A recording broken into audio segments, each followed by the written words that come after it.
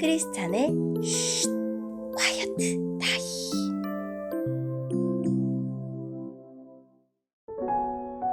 샬롬, 크리스찬 성도님들 반갑습니다.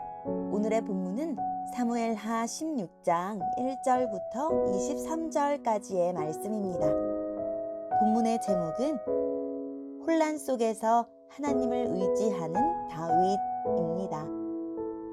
본문을 읽기 전에 어떤 내용인지 요약본을 먼저 읽어드릴게요. 다윗은 예루살렘을 떠나가는 피난길에 호의를 베풀며 속이는 시바와 다윗을 저주하는 시므이를 만납니다. 반면 압살롬과 지지자들은 예루살렘에 입성합니다. 오늘의 본문 1절입니다. 다윗이 올리브 산 꼭대기를 지나서 얼마 가지 않았을 때 무비보셋의 종 시바가 다윗에게 나왔습니다. 시바는 안장을 얻은 나귀 2마리를 가지고 있었습니다. 나귀의 등에는 빵 200개와 마른 포도 100송이 그리고 무화과 과자 100개가 실려 있었습니다. 포도주가 가득 든 가죽 부대들도 있었습니다. 왕이 시바에게 물었습니다. 왜 이런 것들을 가지고 왔느냐? 시바가 대답했습니다. 나귀들은 왕의 가족들이 타시라고 끌고 왔습니다. 빵과 무화과 과자는 종들이 먹으라고 가져왔습니다. 포도주는 누구든지 광야에서 지쳤을 때 마시라고 가져왔습니다. 왕이 물었습니다. 무비보셋은 어디에 있느냐? 시바가 대답했습니다. 무비보셋은 예루살렘에 남아 있습니다. 무비보셋은 이제는 이스라엘 백성들이 내 아버지의 나라를 나에게 돌려주겠지라고 생각하고 있습니다. 그 말을 듣고 왕이 시바에게 말했습니다. 좋다. 무비보셋이 가졌던 모든 것을 이제 너에게 준다. 시바가 말했습니다. 내 주 왕이시여 고맙습니다. 언제나 왕에게 은혜를 입으면 좋겠습니다. 다윗 왕이 바후림에 이르렀을 때 어떤 사람이 그곳에서 나왔습니다. 그 사람은 사울의 집안 사람이었습니다. 그는 게라의 아들 시므이였습니다. 시므이는 나오면서 다윗을 저주했습니다. 시므이는 다윗과 그의 신하들을 향해 돌을 던지기 시작했습니다.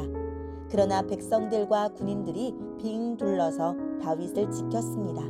시므이는 이런 말로 다윗을 저주했습니다. 이 살인자야, 이 나쁜 놈아, 가거라 가! 네가 사울의 집안 사람들을 죽였기 때문에 여호와께서 너에게 벌을 주고 계신다. 너는 사울의 왕자리를 빼앗았다. 그러나 이제 주께서 네 나라를 네 아들 압살롬에게 주셨다. 너 같은 살인자는 망해야 한다. 스루야의 아들 아비새가 왕에게 말했습니다. 왕이시여, 왜 저 죽은 개만도 못한 자가 왕을 저주하도록 그냥 내버려 두십니까? 제가 가서 저놈의 머리를 베어버리겠습니다. 그러나 왕이 대답했습니다. 스루야의 아들들이여, 이 일은 그대들과 상관이 없소. 저 사람이 나를 저주하도록 여호와께서 시키셨다면 누가 뭐라고 할 수 있겠소? 다윗은 또 아비새와 자기의 모든 신하들에게 말했습니다.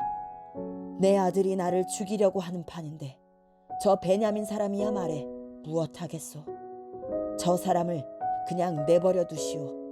나를 저주하게 놔두시오. 이 일은 여호와께서 시키신 일이오. 어쩌면 여호와께서 내 비참함을 보시고 오늘 시므이가 말한 저주 대신 오히려 더 좋은 것으로 나에게 복을 주실지도 모르지 않소. 그리하여 다윗과 그의 신하들은 계속 길을 갔습니다.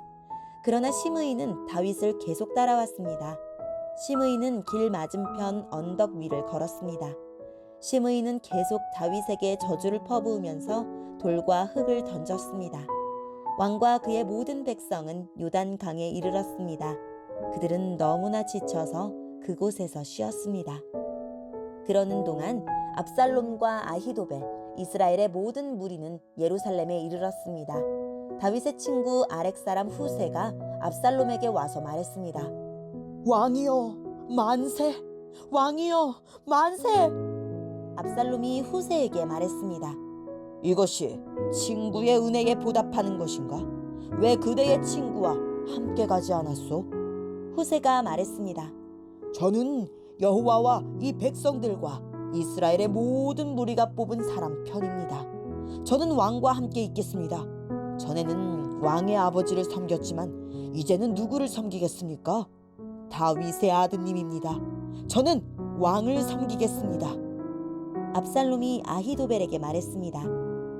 이제 어떻게 하면 좋겠는지 말해보시오. 아히도벨이 말했습니다. 왕의 아버지는 후궁 몇 사람을 남겨서 왕궁을 지키게 했습니다. 그들과 함께 잠자리에 드십시오. 그리하시면 모든 이스라엘은 왕의 아버지가 왕을 원수로 여기고 있다는 것을 알게 될 것입니다. 그러면 왕의 모든 백성이 더욱 힘을 합하여 왕을 도와줄 것입니다.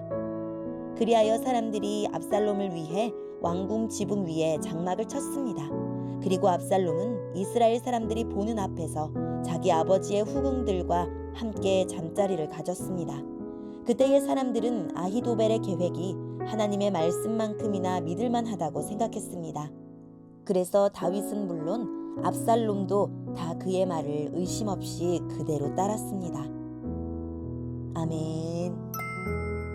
오늘의 본문을 통해 이해할 수 있는 부분은 무엇일까요? 다윗이 공경에 처하자 무비보셋의 종 시바는 많은 음식을 가지고 와서 다윗의 환심을 사는 데 성공합니다. 그는 이것을 기회로 삼아 다윗을 속이고 무비보셋의 재산을 빼앗으려고 합니다. 시므이는 사울의 친척이자 같은 베냐민 지파 출신입니다. 그는 다윗이 왕권에서 쫓겨나는 모습을 보고는 그를 향해 돌을 던지며 저주합니다. 시므이는 이 모든 일을 다윗이 반란을 일으켜 사울과 그의 집안을 몰아내고 그 자리를 차지한 것에 대한 하나님의 심판이라고 여기지만 사실 다윗은 사울의 집안에 대하여 어떠한 복수도 한 적이 없습니다. 다만 다윗은 시므이의 저주마저 하나님이 내리시는 마땅한 징계로 여기고 이를 감내합니다. 당시 문화에서 새로운 왕이 이전 왕의 재산과 가족을 차지하는 것은 공식적으로 왕권이 새로 바뀌었음을 선언하는 효과가 있었습니다. 압살롬은 아히도벨의 계획대로 다윗의 후궁을 차지합니다. 이전에 다윗의 범죄가 시작된 옥상에서 아버지의 아내들을 범하는 더 큰 범죄를 저지르고 맙니다. 오늘의 본문을 통해 알 수 있는 우리 하나님은 어떤 분일까요? 모든 상황을 감찰하시고 바로 잡으십니다. 다윗은 바후림을 지나는 내내 시므이에게 온갖 모욕을 당할 정도로 상황이 좋지 못했고 그에 비해 압살롬은 손쉽게 예루살렘에 입성해 공개적으로 힘을 과시할 정도로 상황이 좋았습니다. 그러나 하나님은 후세를 통해 아히도벨의 계략을 막으시고 상황을 역전하실 것입니다. 세상 앞에 어쩔 수 없이 고개를 숙여야 할 때도 있지만 언젠가 모든 상황을 바로잡으실 하나님을 향한 사랑과 충성은 변치 않게 해달라고 간구합시다. 오늘의 본문을 통해 우리에게 주시는 교훈은 무엇일까요? 피난길에 오른 다윗에게 음식을 한가득 싣고 가져온 시바는 매우 반갑고 고마운 존재였을 것입니다. 그 때문인지 다윗은 시바의 거짓말에 속아 무비보셋의 재산을 시바에게 넘겨줍니다. 가져온 음식과는 별개로 그의 발언이 사실인지 신중하게 판단했어야 합니다.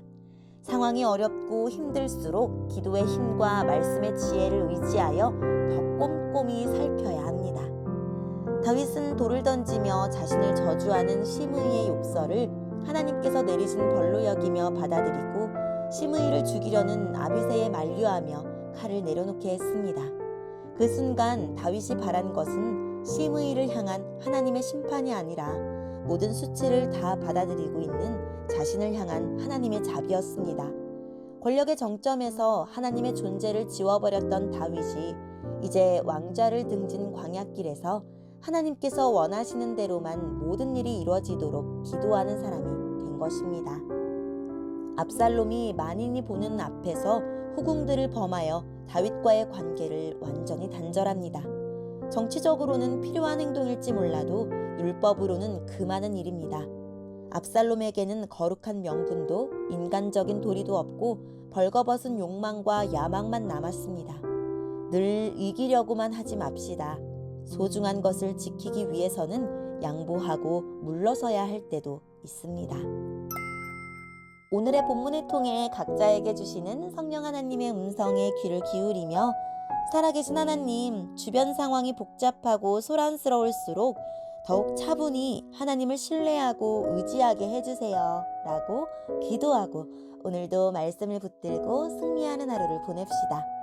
여기까지 크리스찬의 쉿, 콰이어트 타임 이었습니다.